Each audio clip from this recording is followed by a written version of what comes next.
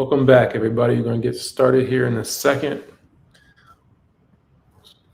Yo.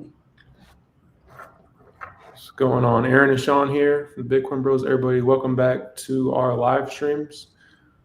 We have these live streams 8 Eastern every Thursday. We're going to Bitcoin strategy, Bitcoin treasury companies. And yeah, Bitcoin just hit a new all-time high. We may have strikes. Yeah. So congratulations to if you guys have been following our channel for any time. Anybody who's gotten in, Bitcoin hodlers, strategy hodlers. Strategy is probably going to open pretty hot tomorrow. We'll see. But in today's live stream, we'll be going over the charts, Bitcoin treasuries, just Bitcoin in general, Bitcoin news. We're going to get into retail sentiment and crypto. We're going to actually talk about crypto. We haven't talked about that in a while because there's a lot of new people. There's some retailers coming back in and people are talking about crypto now. So yeah, we're going to be getting into all of that. And nothing we say on this channel or in these live streams is financial advice. This is just our opinion on what we see in the market. So we're not financial advisors at all. We've just been invested in the Bitcoin space for quite some time. So we're going to go ahead and just jump into it here today. We're going to start off with Sean looking at the charts. So let's go ahead and pull those up. Okay, give me one quick second here. Before we get started, appreciate you guys' support, and go ahead and subscribe, share, repost, retweet, whatever you want to call it. Just trying to get this out to as many people as possible. We appreciate everybody's support. Let me share my screen up really quick here. And okay, so let's look at the Bitcoin price. So right now we're looking at Bitcoin, new all-time highs. So, congratulations for ones that were buying in the depths of the bear market back in November, December of 2022, when the market was melting down. We had FTX's explosion, I believe, around this time frame. And then look what happened. Right here, you see we bottomed out, and right now from 16,000 up to 116,000. So congratulations for those that continue to dollar cost average and hodl through the ups and downs of this market. So is the peak in? That's what a lot of people are asking. That's there's a lot of greedy sentiment. Don't believe that this run is over. It's not even close. Well, let me rephrase that. There's a lot of the more bull market behind us than what's in front of us. Could we see this drag out into 2026? Yes, most definitely. There's a lot of factors at play that could make these markets sort of either be very quick to see it come to the end, or it could drag out into 2026. One factor is being the federal rate hike or federal rates. If we get those cuts that the current administration has been asking Jerome to do, there's speculation that Jerome Powell is going to be resigning. That's been as talks a lot on some of the X spaces. That's not confirmed as of yet. But that'll be definitely bullish news. There's a lot of pushback from Jerome Powell and Trump's administration on what's going on with the federal rates. So will that cause an inflow of money into the markets? Yes, it will. Whenever those rate cuts do happen, Jerome has to give his seat up next year regardless. I think it's May of 26. Don't quote me on that date, but I believe it's the first half of next year. I think his tenure as the Fed chair will be up. So that'll definitely, shake up markets. But to the chart, let's look at the chart. So when we look back into 2021, and we've showed this before to ad nauseum, but we're just going to reiterate it quickly. This chart can be looked at as an inverse head and shoulders pattern, can be looked at as a cup and handle pattern. And you ran into resistance once, twice, 3 times. The 4th time was a charm, and you blasted through it. And that's when we've seen 100,000 as far as the Bitcoin price goes. Excuse me. And then, you have this textbook back test from this previous orange resistance line. and then we have a continuation to the upside, and now we're in price discovery.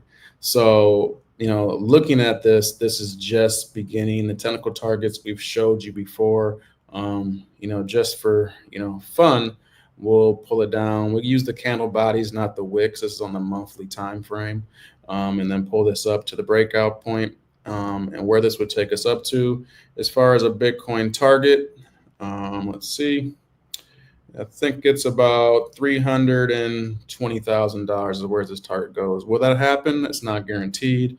It all depends on what happens in the macro environment.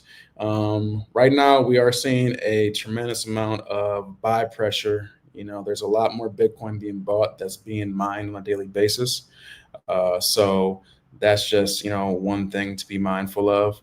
We're going to get that squeeze, that supply shock. And as far as the adoption curve, we're getting into that S portion of the adoption curve. So there's a lot of, macro headwinds that are looking to the upside for Bitcoin. This basically flush out from the bear market was extremely healthy. We came back under the 20 moving average, didn't get quite all the way down to the 50 moving average, but just sort of based out, had that rounding bottom, came back up, stair-stepped our way out the depths, and we are where we are now into price discovery. So exciting times. This is on the monthly chart, and we're looking at this on the log scale. So let's look at this on the regular scale, because there's an interesting metric that some people have been looking at. And once we get past a certain threshold, I want you guys to pay attention to this. So this is the peak of 2017. I know it looks very, very small on this chart, but this was a euphoric peak, believe it or not, back when Bitcoin went up to $20,000. And if you just connect all these peaks, you see that, and let's just make this a little bit bolder so people can see it. Let's just go to our line here. And okay, so this is on the regular chart, not the log scale. But you see, every single time we ran into this resistance here, a bear market followed. We ran into it in April of 21, had that fall down in the summer of 21, and then came back up in November, actually October and November, and retested this twice before then going into another bear market. And look at the confluence, guys. Like even December of 2024, we came up and kissed that line for a third time. So we've tested this 1, 2, 3, 4 times. And now this is where we are right now, back up to this line. So the bigger question is will this be the cycle top? And will we get a lull out and get some type of downwards price action? We're not of that camp, even though that is and can be in the realm of possibility, but there's so much bullishness, there's so much buy side pressure that once we get through this, this is since December of 17, so we're looking at like almost an 8-year resistance line. Once we get through this, you're going to see that massive shock to the upside, and the price is going to move very quickly. So where we are right now, definitely pay attention. This is on the monthly chart. So right now it's only July 10th. We have about another 21 days, 3 weeks of this month to see what the price action does. But if we get a monthly close above this line, best believe the second half of this month, Q3 and Q4, is going to melt a lot of faces, surprise a lot of people. So that's what we see with the Bitcoin price chart. Right now, it's price discovery, exciting times. Pay attention to what's going on over the next couple days. Looking at on the daily, this price chart, we actually went into price discovery after markets closed. So when markets close, there's something that happens when Bitcoin moves. It's called a CME gap. And most probably are aware of what this is, but basically you're going to start hearing that CME gap conversation. You can't see it on this chart, but will that gap be filled when the market opens back up? Could we get a brief pullback, and then can we fill the gap and continue to the upside? Yeah, that definitely could play out. But once again, I think the bigger picture to pay attention to is that overhead resistance that has been an 8-year resistance level. If we get a continuation and hold above that throughout the rest of this month, that's what, people want to need to pay attention to. So, I'm going to go to the Bitcoin dominance chart next. Is there anything that you wanted to, talk about with the, Bitcoin price chart before I go there, Aaron? Yeah, I think we talked about this offline a little bit. I think it's changed now. The 4-year cycle may not play out like we've seen in the past. I wouldn't be surprised if Bitcoin breaks out, hits some resistance level, and then just chops and consolidates sideways and gets boring. People get bored. Bitcoin's not going up. Retail kind of just gets bored, doesn't really pay attention to Bitcoin, and then it makes another move high, kind of like what it's been doing since 2022. I wouldn't be surprised if that happens for the next 5 to 10 years, where Bitcoin just breaks out of the cycle that it was kind of trading in, going to a higher level, then trading in that level, and then continuing that on for the next 5 years. Just because this time is a little bit different. We saw earlier in the year, I don't have the chart up exactly, but I think the S&P dropped around 25%. And that was January, February timeframe. When that happened, Bitcoin dropped probably around the same, probably around 25%. But if you look back at 2022, when the S&P dropped 25%, Bitcoin dropped like 70, 80%. So this time is actually different. It's becoming a stronger asset that we're seeing just a lot more people, like you said, a lot more buy side pressure. So we'll see how the technicals play out. But yeah, I wouldn't be surprised to see us hit some resistance and then just consolidate, get boring for a while, and then find a new level after that. Cool. All right. Well, let's go to the Bitcoin dominance. We've seen a couple of the altcoins take off as far as with this recent Bitcoin price move. Bitcoin went up today about 4%, and then Ethereum had a pop up about 6%. I think it clipped about 3,000. And then we've seen some other movers like Doge and Sui and HBAR, and you can go down the list. So the bigger picture to look at when it comes to the alt market, there's a lot of people that are waiting for the alt market to rip, and we've talked about that as well, and that aspect of the bull cycle probably has changed. Now there's a lot of different charts that there's some divergences that could be playing out that people are saying this can come back down to 40, which if that does play out, that's definitely going to be an alt season. It'll be a similar level alt season as the previous, but the difference is there's a lot more altcoins in the market in comparison to 4 years ago. So the market's a lot more saturated, so everything might not move as rapid as what it did 4 years ago. So just be mindful of that. But then also, if you look at this, it's on the monthly time frame again, and we have these moving averages. And right now, this is a bullish cross, the 20 over the 50, and this is just sort of stair stepping and going up and to the right. The levels to pay attention to would probably be the 70% range. Let's just mark the chart really quick, get our horizontal. And the reason being, you see that, we hit our head here with the dominance back in 2019, twice before falling off a cliff. So if this continues to stair step its way up to here, looking back to the left of the charts, that's the area to pay attention to. If we get above that, that's going to be even more painful for the alt market. But this is, indicating some type of bullishness. Could there be, if you extrapolate this line, you can't see on the monthly. Let's look on a lower time frame on the weekly.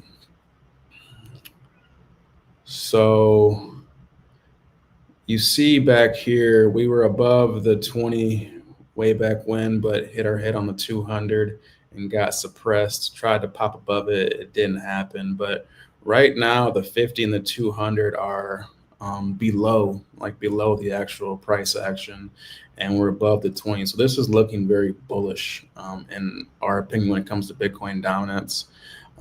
Stranger things have happened. You can't always tell by the charts.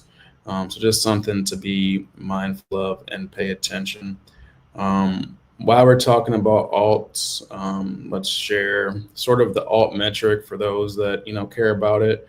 We're going to take a look at Ethereum. Ethereum did have a little bit of a somewhat of a rally. It came up and kissed 3,000. Not really anything to get too much to get excited about, but we're still in somewhat of a downtrend. We put a higher low in with this previous low from this meltdown at the bottom of the bear market. So Ethereum could be getting ready to, have some moves to the upside. And, we can look at the fib extensions, but just to look at just one quick technical while we're on this chart, we're not going to spend too much time.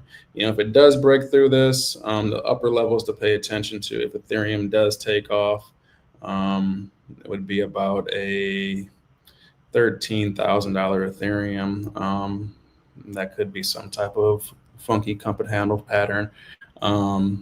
So yeah, but one thing to pay attention to as well is the Ethereum Bitcoin chart. And if you note one thing that we found some confluence on, looking here, these orange lines are the Bitcoin halving. So this is the Bitcoin halving 2016, 2020, and then 2024. And then these blue arrows are how many days from the halving until this ETH Bitcoin comparative actually peaked.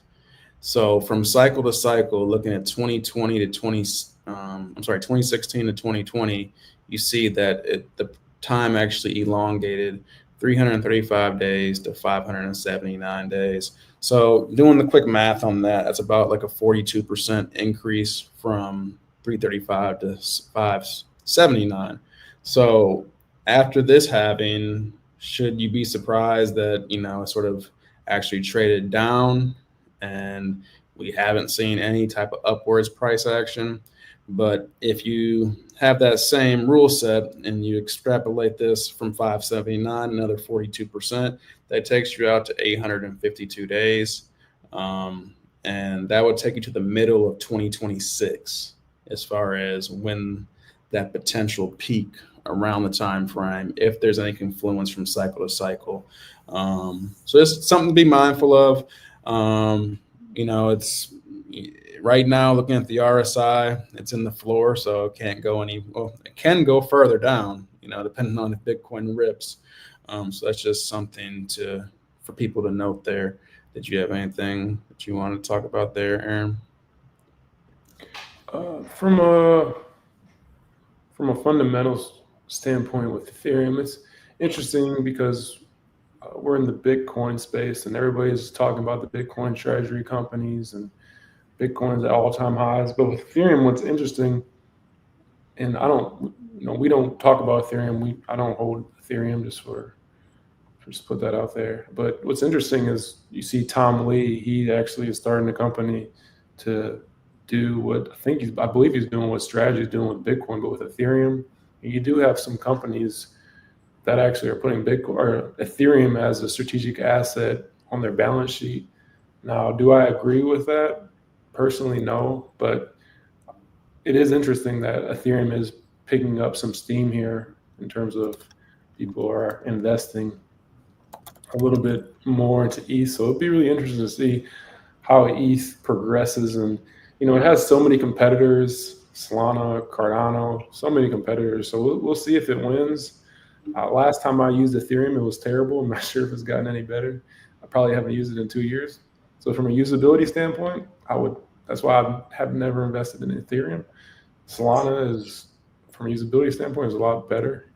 But I think it's interesting though. I think Tom Lee was talking about he's investing in Ethereum with his company because of stable coins and USDC, USDT. They're built on these platforms. They're built on Solana. They're built on top of Ethereum. So I think it'll be interesting to see how this chart plays out with ETH Bitcoin comparative and how ETH price progresses over the years and the use cases that come out of it. So I think it'd be interesting to see.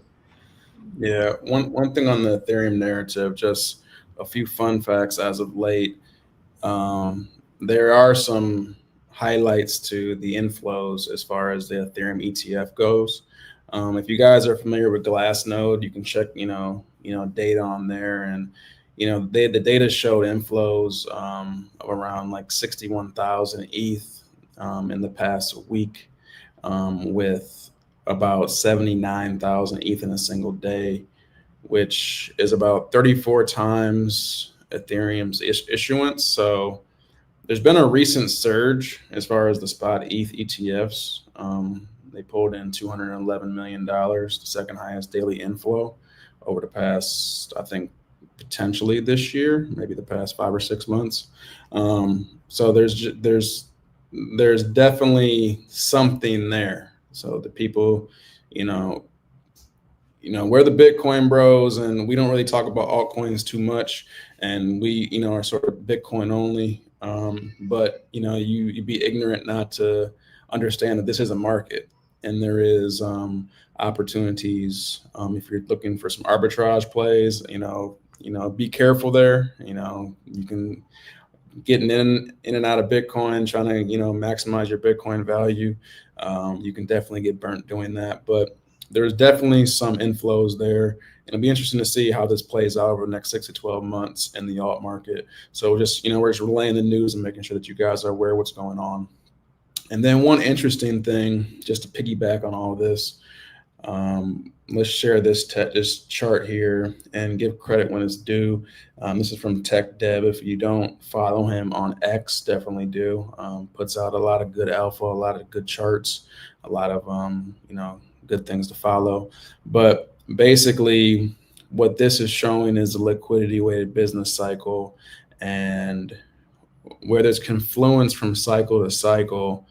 It happened in late 2016, and for those that weren't around, late 16, the peak was December of 17, so a year later.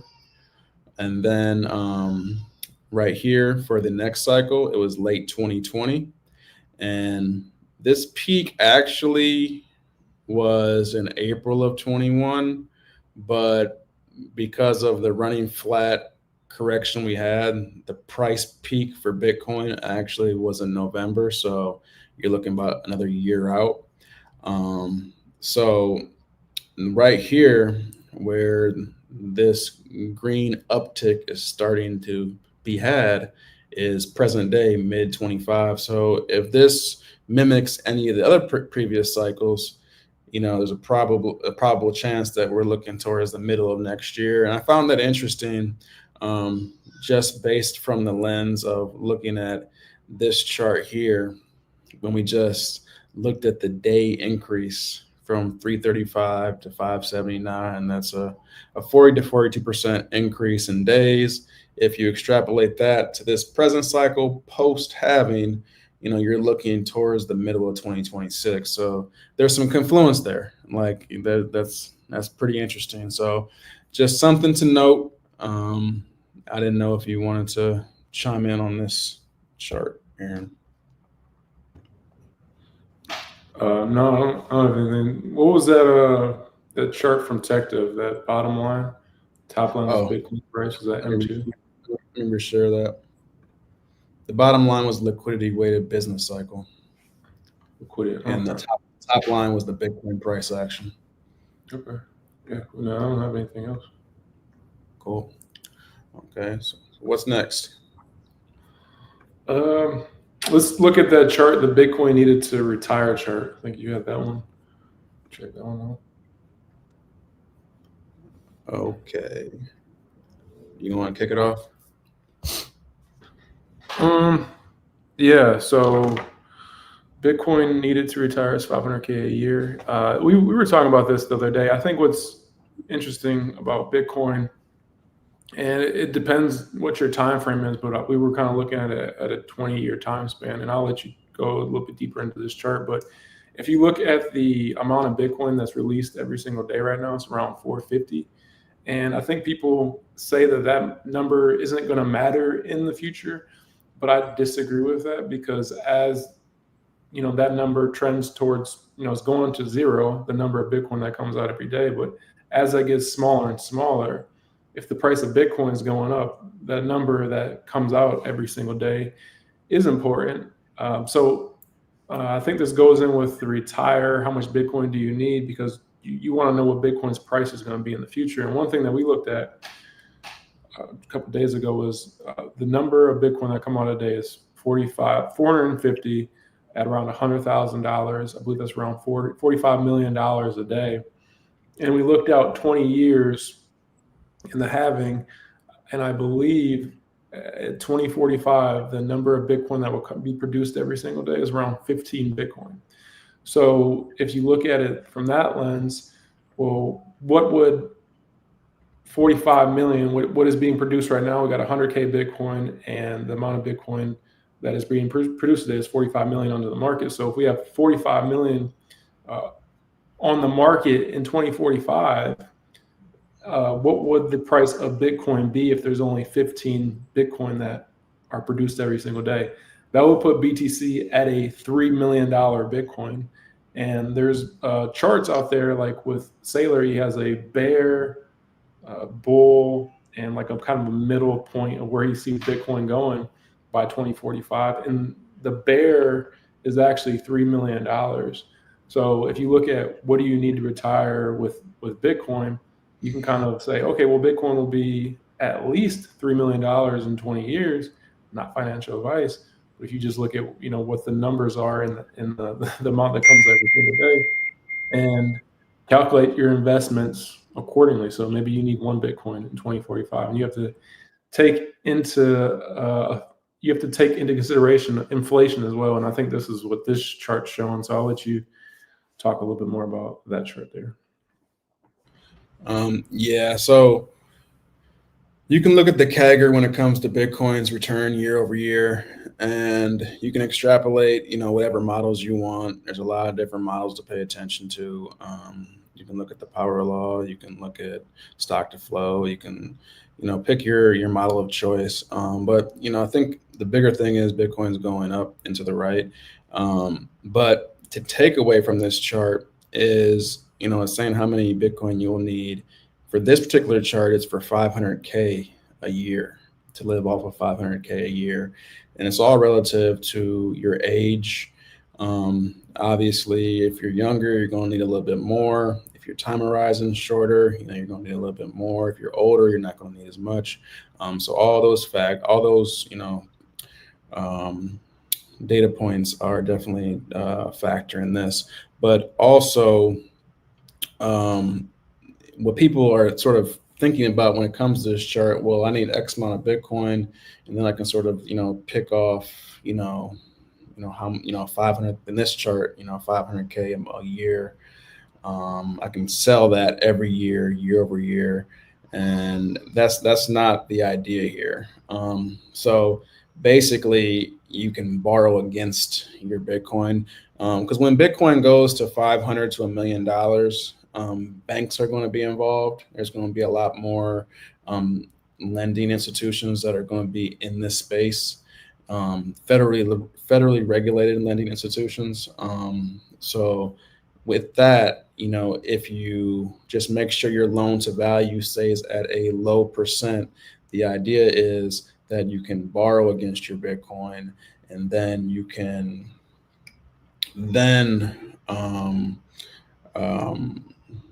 what's the word I'm looking for?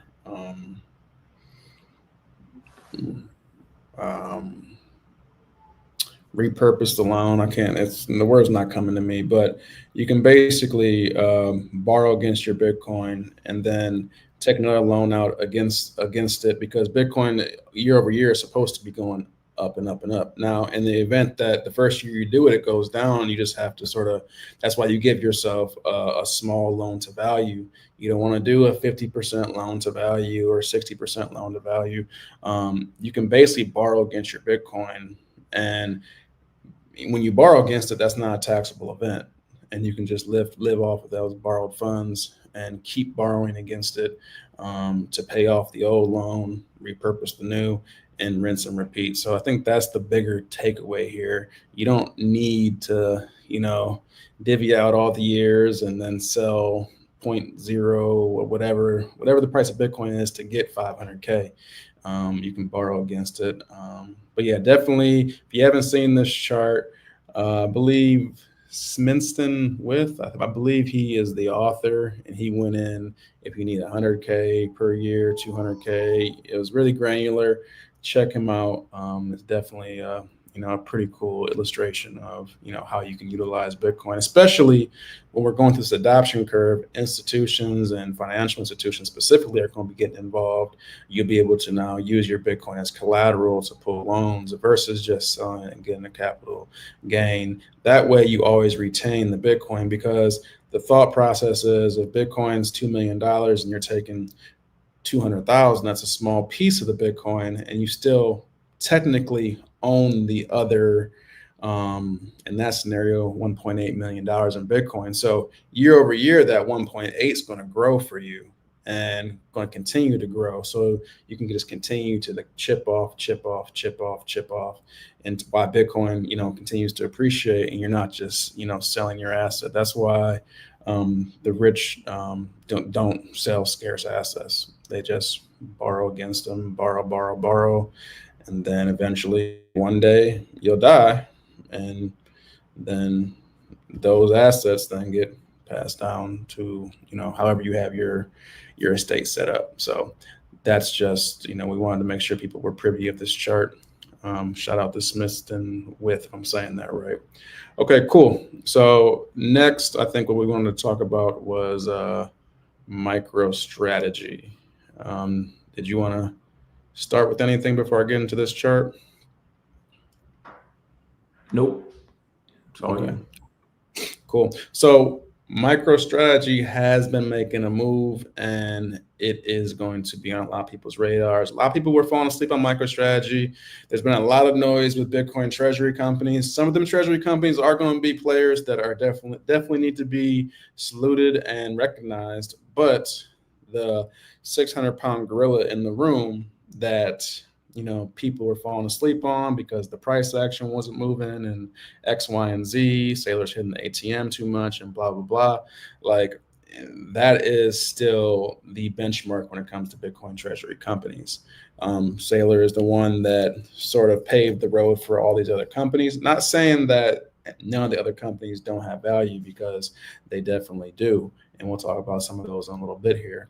But understanding what's going on with strategy is definitely something to note here. And this chart's there's a lot going on. Forgive me, I tend to mark up charts when I'm just sort of making my own thesis.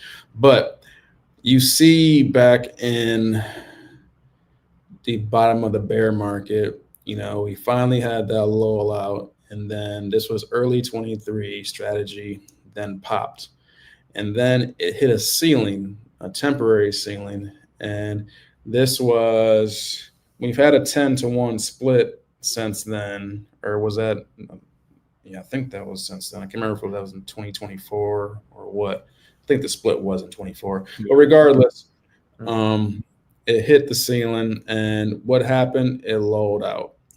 We actually went up to pre-split, I think was $2,000, and then so 200 on this chart, and then it actually fell all the way down to $100. So it had a 2,000 to 1,000, and so that was a 50% retracement, and it just sort of like lulled out in this channel for quite some time. This was from March of 24 until September of 24. So that was 6 months where people fell asleep on it again. And this was just an accumulation zone, a load up zone.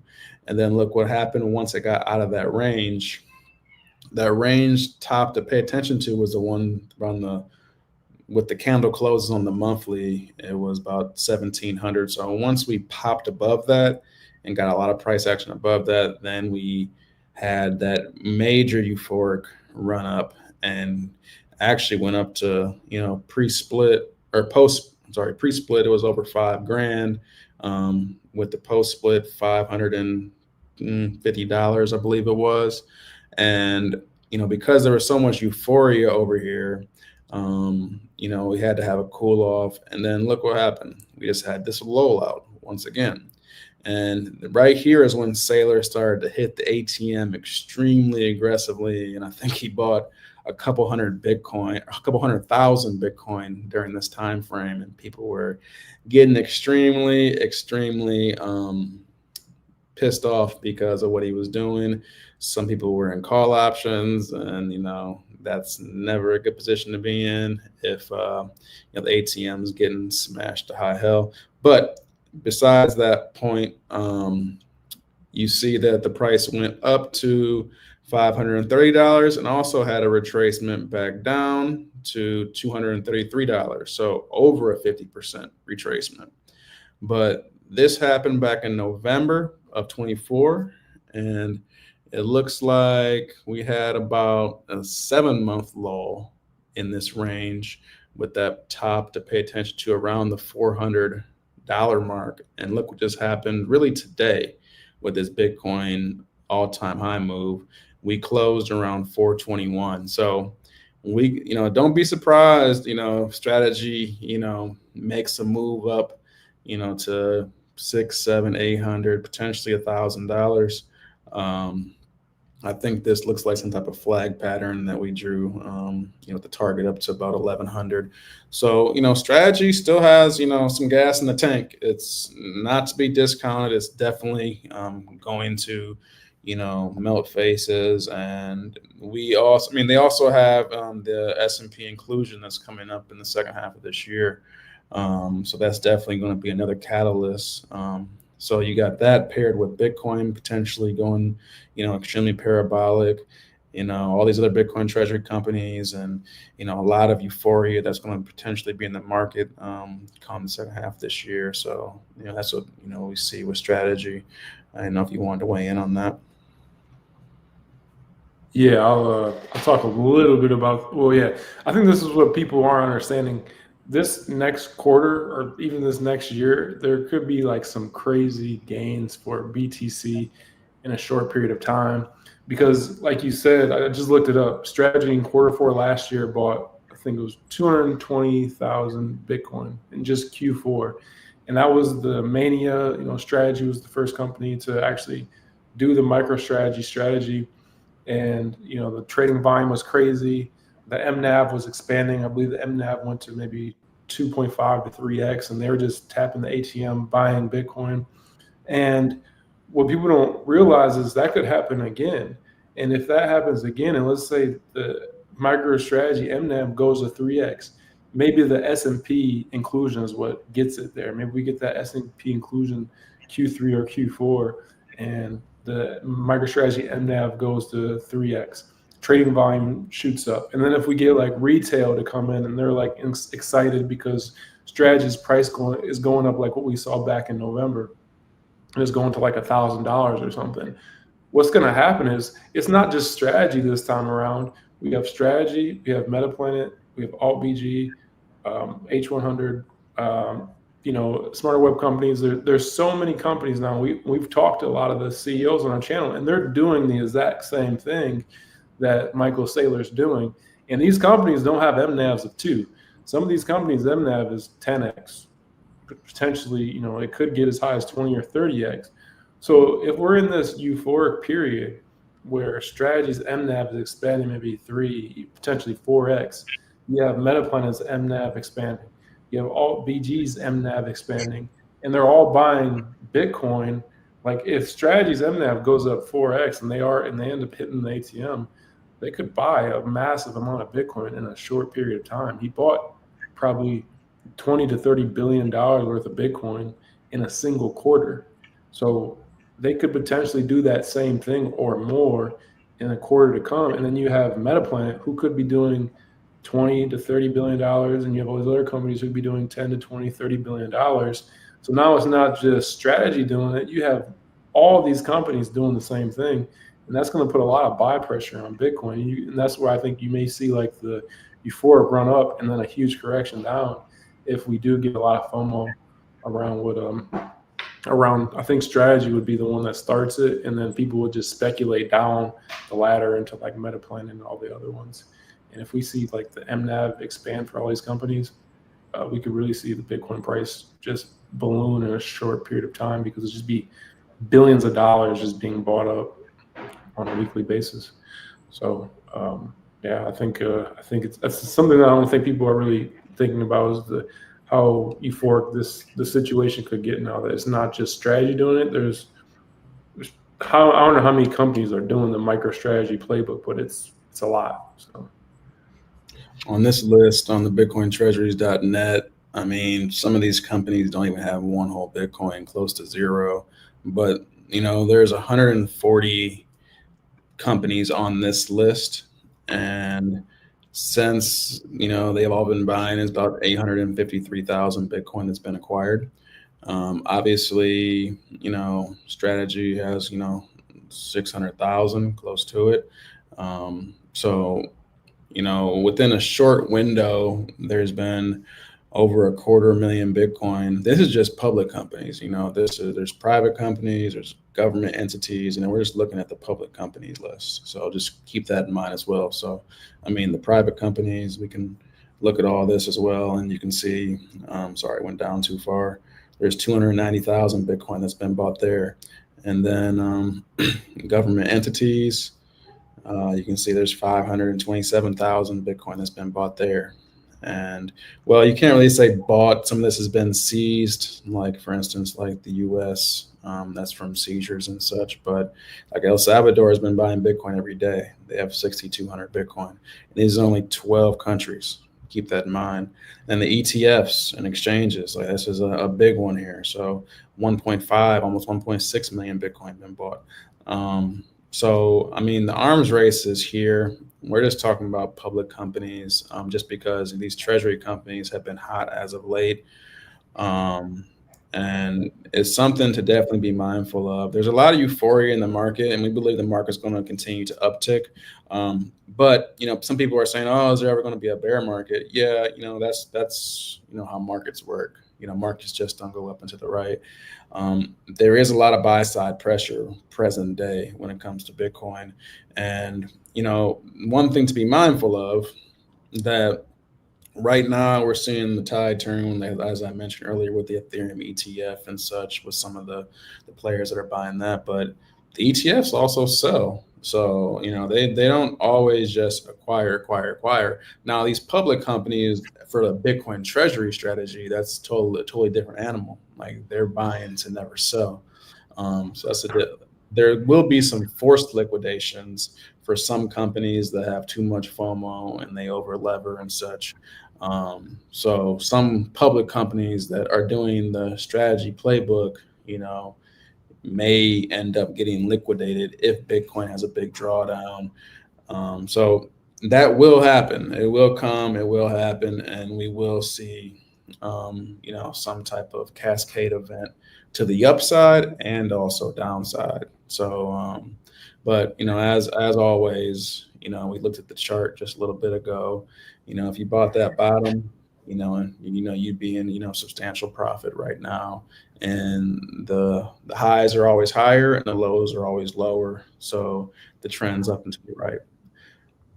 Well, one thing to note just quickly, I just saw this, excluding IBIT, so just the other Bitcoin ETFs, currently right now for today, we're at 727 million, and IBIT normally past 2 weeks has been doing 100 to 200 a day.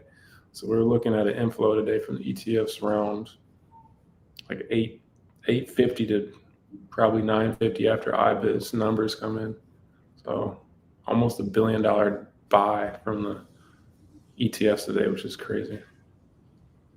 Yeah, I think they're a big driver, so they can sell $1 billion in a day too, so that can make the price go down. Yeah, so that just goes to show that of that $1 billion buy, just napkin math, that's roughly like 8,500 Bitcoin, like that was purchased, and with 450 being mined, Just do the math. That's almost 20 times the daily supply is being purchased in one day. So that shock to the upside is a part of that adoption curve, and that, that steep part of the S curve that is still to come. And it could happen. It could continuously happen, over the next X amount of years, micro pullbacks, with the pullbacks being more narrow instead of, getting the traditional, 60, 70, 80% pullback in Bitcoin, maybe just 30 or 40%, like we've seen recently when Bitcoin was at around, I think, 110 and went back down to 72. That was close to, like, I think, a 35 to 40% pullback. That could be the more shallow pullbacks we can, that we may be experiencing as time progresses. So just keep all that in mind. A couple companies just to note, a lot, one that's been, on a lot of people's radar, Metaplanet. You guys, if you're not plugged into this company, definitely get plugged in. Let's refresh this because the Bitcoin price is definitely updated. Yeah, so right now it's at 115.6, but you can see how aggressively this company has been buying Bitcoin. And when it comes to Strategy's playbook, this is sort of how, you want to see a company executing, very accretive and not taking out too much leverage, if any, to do this. They've been doubling their Bitcoin stack, I think, what is it, like almost once every 70 days, but definitely plug into this company if you haven't. The MNAV that Aaron was talking about, their MNAV is down to 3.93. Historically, the bottom of this company's MNAV has been around 3. So if it's not near the bottom, it might be at the bottom. So yeah, they're definitely on a buying spree. Will they catch Strategy? No, but they have some targets that they feel like they can get to over the next 2.5 years, with that being 1% of the overall supply. Will they succeed? Right now they're on par to doing so, but once again, then that's indicative of what Bitcoin does. If Bitcoin for some reason stretches farther than any of us can imagine, it's going to be a lot harder for these companies to meet their goals. So, that's just, something to be mindful when it comes to Metaplanet. But did you have anything that you wanted to talk about with this company? What was their last buy? Like 2,000 Bitcoin? Yeah, I believe it was announced at the beginning of this week. They buy weekly. I can look it up. It was a little over 2,000 Bitcoin though. Yeah, too. This is like every week. If they buy 2,000 Bitcoin by the end of the year, I think there's 24, 25 weeks left in the year. That's another 50K Bitcoin if they can do that. So see how much Bitcoin right there they might have at the end of the year, and that's they probably shoot past that. So. Yeah, there's some charts and metrics where, it's feasible for them to obtain. Let me find that tweet on X that I had put out there the other day. Just give me one moment. I don't have it pulled up. Wait for that. That MNAV is like when it's at 3. It's just when they buy the Bitcoin, it's so accretive to the shareholders, and just having that MNAV allows them to get a massive amount of Bitcoin in a short amount of time. Yeah, 100%. Here it is. Let me share this tab. So just did. Let me make sure this is. Yeah, so just did some data dumping for you guys for this particular company. Looking over the last year, looking in 75-day increments, like what they did with their Bitcoin stack. June 19, they had 141 Bitcoin. And then 75 days later, this is what the amount was. And that's how much they've, X'd their Bitcoin stack over that 75-day window. So just stepping through this to present day, well, really not present day till July 3rd, you can see that, the average X multiple is really, 2.5, give or take. So extrapolating this data into the future, looking 75 days out from July 3rd will be September 16th. And basically you're looking at almost 40,000. And then this is where the numbers start to get really crazy by the end of the year, that $100,000 threshold. So they have a benchmark to hit this threshold by the end of 2026. But there is some scenarios where if they execute extremely efficiently, that they can hit that benchmark a year early. So something to definitely know and pay attention when it comes to Metaplanet in general. Cool. I want to pivot to the Google Trends charts. Retail returning. Oh yeah.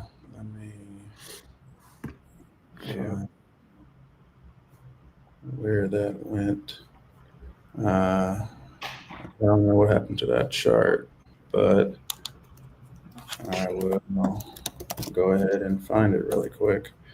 Give us one quick second.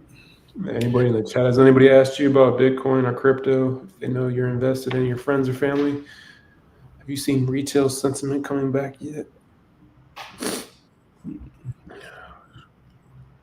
Let's see, past 5 years. Okay, so this is the chart here. Let me share up really quick. Okay, here it is. So this is basically the Google trend chart for Bitcoin over the past 5 years.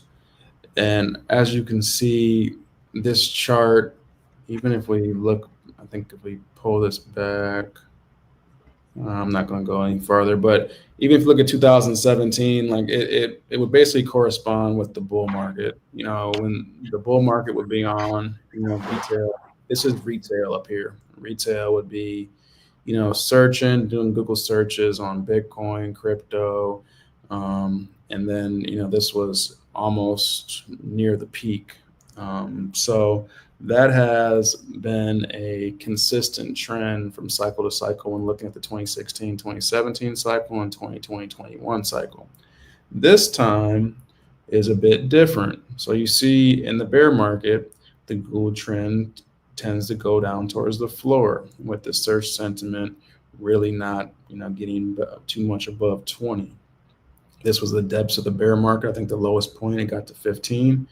And then as the price returns, retail interest returns as well. This is also, we can see this in our viewership too. Like, when the price goes up, people want to, are tuning in and watching YouTube videos, and, X is more active. So, during this time, Twitter, X, whatever you want to call it, it was like a graveyard. So, the sentiment sort of corresponds on social outlets as well.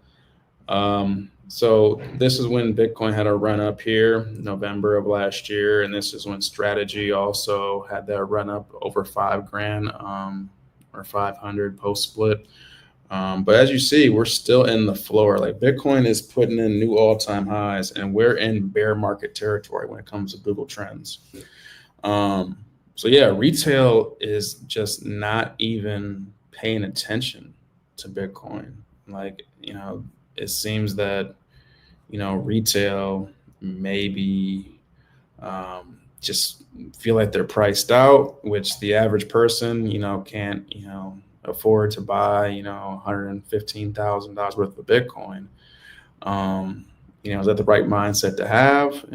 No, in my opinion, but, nobody is paying attention to this. And there's a lot of opportunity, in the Bitcoin space in general. And yeah, before I, tell a story, that I'll let you, comment on this chart. Yeah, it's retail is missing out on a golden opportunity. It's sad to see that when you look at the metrics of who's buying the Bitcoin and who's selling it. The shrimps, the people who don't have a lot of BTC, those are the people who are retail selling Bitcoin. It's like, why would anybody in the right mind, if you're looking at the data, you're looking at who's buying, you're looking at everything that's coming in the future, you see interest rates falling or potentially falling, Inflation is going away. You have the president of the United States talking about they might do a Bitcoin strategic reserve. You have all these companies buying Bitcoin. You have countries buying it. You have states buying it. And people are selling Bitcoin. And it's just the retail buyers. The institutions aren't selling. The big whales aren't selling. It's the retail investors who are selling right now. And nobody's paying attention, as you can see in this chart, to what's actually going on. Everybody wants to, be on TikTok and watch, Love is Blind or Love Island. That's the big thing that's been popping up on my TikTok lately. And nobody's paying attention to what's actually happening and how they could actually change their lives. So, it's interesting. People like to be entertained, but they don't want to like learn information that could help their life. So, I think that's just, it's sad because when prices go up and Bitcoin is going, it'll be at a new all-time high. If it hits 200K, then you'll see people kind of like, oh, Bitcoin's up. Maybe I should get in or whatever. I should go buy the next Bitcoin. So it's sad it happens like that every single time, but I think it's just the name of the game. Yeah. Just a quick story. I'm not going to say any names, but just through conversations, I've people that even are privy of Bitcoin and the opportunity in the space, the average retail sentiment is like, okay, so what's the next Bitcoin? And that's not doing your due diligence on the overall space, because if you really understand the space, there's not going to be a next Bitcoin. There's only one Bitcoin, right?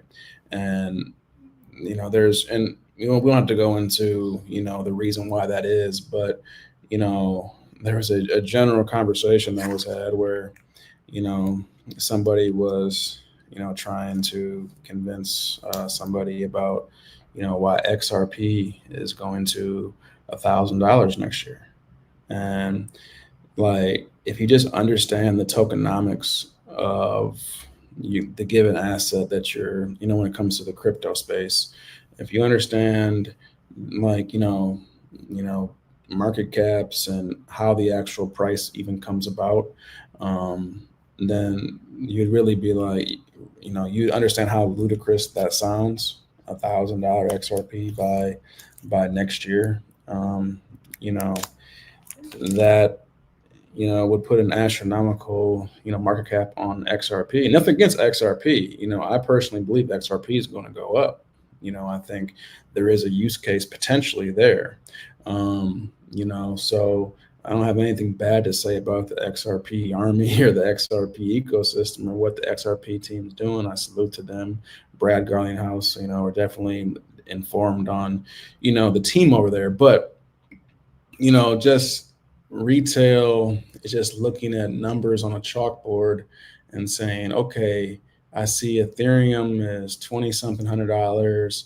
So, maybe Dogecoin can go to $2,000. And so I'm going to go ahead and put in $1,000. So if Dogecoin goes to $1,000 and my $1,000 will be worth 50 million, and then I'll be set. And that's not the way it works, because there's tokenomics with each and every one of these cryptocurrencies, and some have more finite supplies like Bitcoin, and some have extremely high supplies with billions and billions of tokens. And then some have, tokens that, X amount are in circulating supply.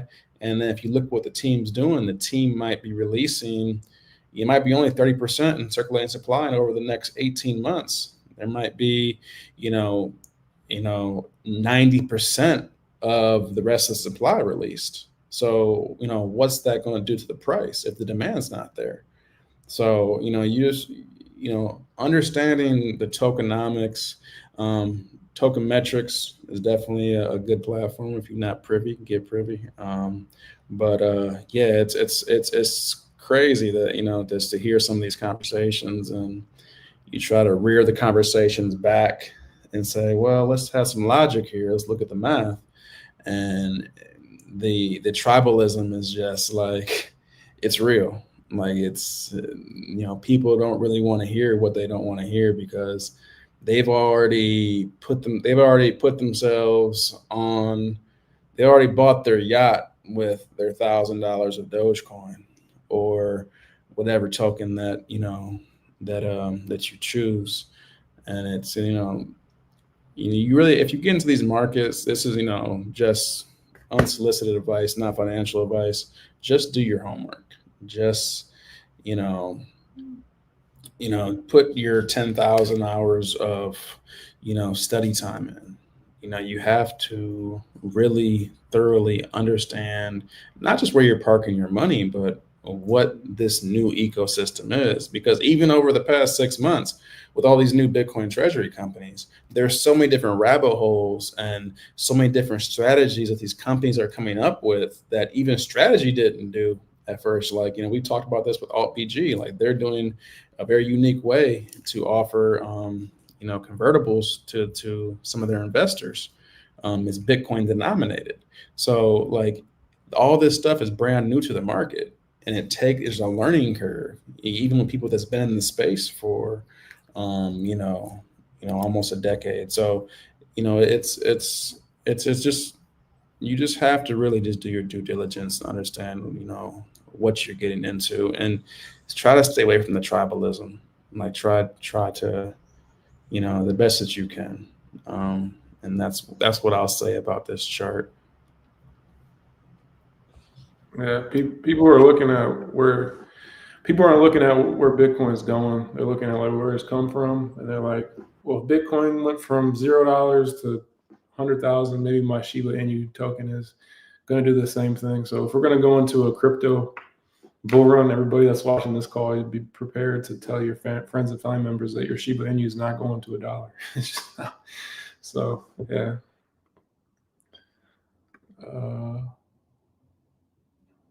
Oh, Sean dropped off. Okay. Let me go ahead and get into some of the betting markets. Let's see here. So the betting markets for BTC. Let me go ahead and pull this up here. This is where people think Bitcoin is going to be going in July, this is really interesting. What price will Bitcoin hit in July? The biggest bid right now is $120,000. And you can make some pretty decent money on some of this stuff. If you come in here and, bet that Bitcoin goes back down to 100,000 and you hit that bet, that's a pretty decent return right there. But it's interesting now that we have this, that we never really had this in the past. People are betting on the monthly price action of Bitcoin. And most people are saying that 120,000 is coming for BTC. And what's funny about this is these betting markets have been really accurate. Back when Trump and Kamala were, in the presidential race, during the race, you could see like the market, these betting markets like just change minute by minute.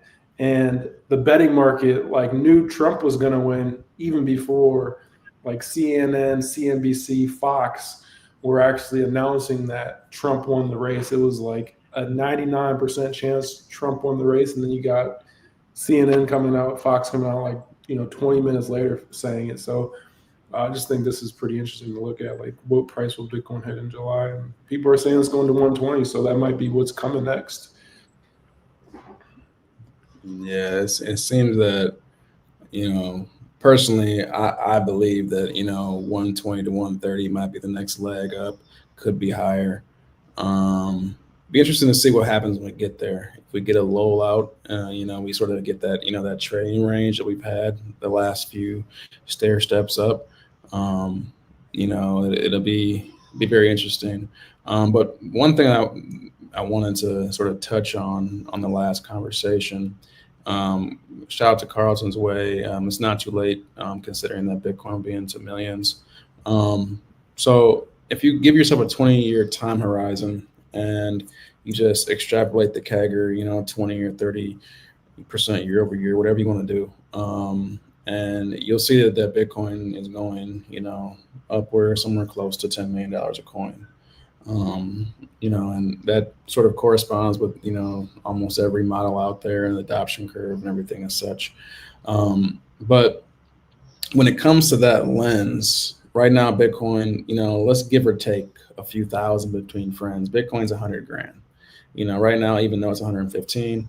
But so that means over the next 2 decades, you'll be looking at, 100x in an asset. So, when it comes to dollar cost averaging, that's the beauty about Bitcoin. In some brokerages, you can't buy an entire share of a company unless you're buying an entire share. Bitcoin, you can buy 0.00001 of a Bitcoin. And that can be your dollar cost average. You can dollar cost average $5 a day, $5 a week, $5 a month into Bitcoin. But every dollar you pour it into there over that given time frame, you're looking at roughly that 100x return. Even if it falls short into 50x, that means every dollar turned into 50. So just put that in perspective when it comes to your investment thesis. And it's not a get rich overnight get rich quick scheme. People have heard too many of those stories where they someone put $100 on a meme coin and turned into 100 million. Like, has that happened? Yeah, but that's sort of it's like hitting the lottery, in that lens. So just keep that in mind, and so shout out to Carlton once again. That's definitely the right mindset to have. Cool. So I think we might have went over everything, right? Yeah, that's pretty much everything that we had on the agenda today. Cool. So a question in chat from Jay Abrams about KULR. You want to speak on that at all? KULR.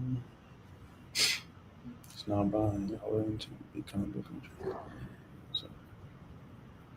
control. So when it comes to the Bitcoin treasury companies in general, you just have to look at. We talked about this a lot, over our past few live streams and a couple, we do YouTube videos every single day.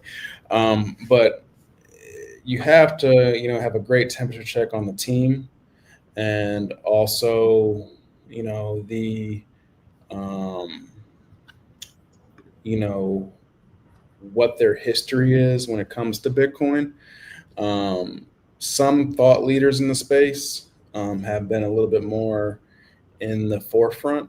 For instance, like, somebody like an Anthony Pompliano that is starting up his, own Bitcoin treasury company. It's still to be determined, what their long-term, strategy is, because it's just getting started. But, somebody like that's been around, like he's on, CNBC, Squawk Box talking about Bitcoin, like back in 2017, 18, the early days of Bitcoin. And, so that's what I mean. Like, these companies are very, very new when it comes to the Bitcoin treasury strategy. And the way there is a boom right now, there's going to be a bust. And the way that bust happens is by not managing risk. And I'm not saying it's about KULR. And, maybe I'll do a one-off video on that and a deep dive. I'm not personally invested into that. And, I don't know too much about the entire team to speak on it intelligently enough. But my overall thesis is that, I need to take some time in order to be able to speak to that myself. But they could be doing things the right way, and that could be an opportunity.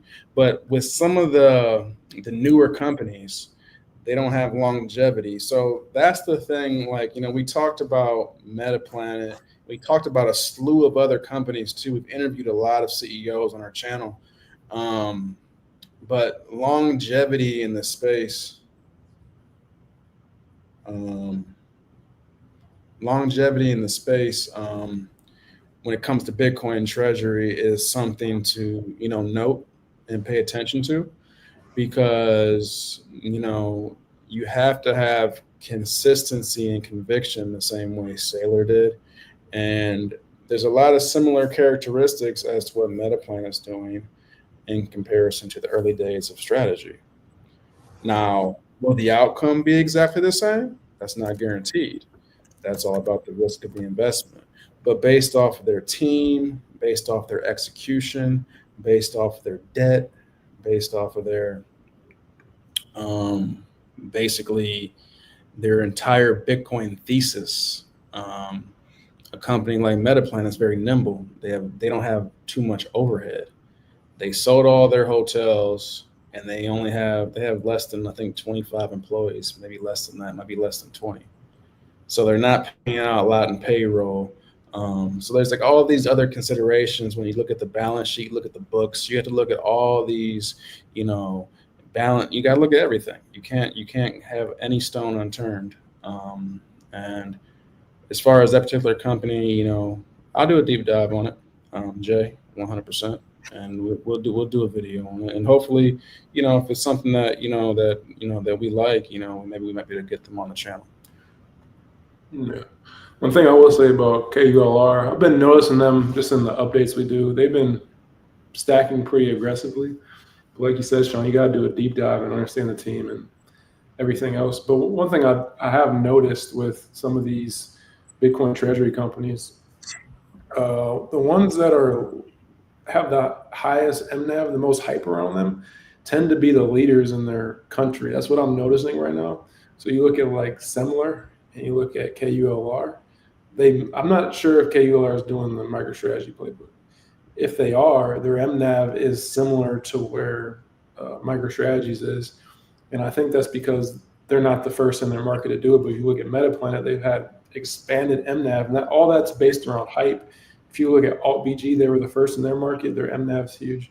If you look at H100, they're the first in their market. Their MNAV's huge. And that's what allows the companies to be able to get Bitcoin at such fast and rapid paces. So I think that's just one thing I've noticed. And obviously, I can't look at every company in every single country to do an analysis on. I mean, we could do a deep dive analysis on that, but just from first glance, it does seem like some of the similar, their MNAV it's kind of been compressed for a long time. And it's not just because they're an American company, they had lawsuits and things.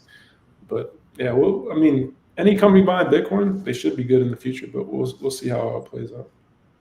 Yeah. Once again, these companies are having, long-term time horizons. So, even if they are holding 1,000 Bitcoin right now, just do the math. Like, what's the net asset value of that going to be when Bitcoin's at 500,000, $1 million, $5 million, so on and so forth. So, based off the current company valuation present day, and then you can invest your long-term investment thesis and say, okay, this company, I haven't looked at the metrics on this particular company, but based off of what was said, it's a little over 1,000 Bitcoin. Whatever their market cap is, if Bitcoin goes to $10 million a coin or $5 million, even $1 million a coin, what's that going to do to the net asset value? And you can play with the MNAV and speculate on what the MNAV will be at that given time frame, and then whatever your allocation is, you can base that off of your overall investment thesis. So that's what what I'll say there. Yeah, these companies are brand new. It's an exciting time, it's an exciting space. It's a lot going on. Bitcoin's at new all-time highs right now. So this is a very exciting space to be into right now. And it's going to be very interesting over the next 12 months what happens, not just with Bitcoin treasury companies, with Bitcoin itself. And it seems like right now, like Bitcoin, how can Bitcoin fall? We don't think we're there yet, but we've seen these companies pop up left and right over the past 3 or 4 months. And what's the next 6 months look like with these Bitcoin treasury companies? Right now, I think there's roughly around 200 public companies globally. So 6 months from now, that could be 2,000. So what's that look like then? So there's a lot of competition in the U.S. as well, with saylor obviously being the number one competitor there. And once he actually spoke about this, when Trump got elected and everything in the House and Senate all flipped red, that was one reason why he bought as much Bitcoin as quickly as what he did. Those couple 100,000 Bitcoin he bought within like a 3 or 4 month window, I think. Like he came out with that $42 billion plan and spent the first 21 billion in the first 3 months, not 3 years. So the reason he did that was because he knew he had to like extend his lead that much more, because he foreseen all these Bitcoin treasury companies starting up. And he knew that with the red wave and the pro crypto presidential cabinet, that's why he did exactly what he did. So that's a little bit of his foresight and a little bit of Saylor's genius, and shout out to him on that note. So yeah, a lot of stuff going on, a lot of excitement, new all-time highs, so hodl strong. I think that's it. Right, Aaron? Yep. So that's all I got. Thanks Cool. everybody for joining. Appreciate you guys. Appreciate you guys. As always, we missed last week due to some, scheduling complications. But, every Thursday, 8 p.m. Eastern, we'll be back at you. Appreciate you guys, and you guys have a good evening. I'll catch y'all on the next one. All right.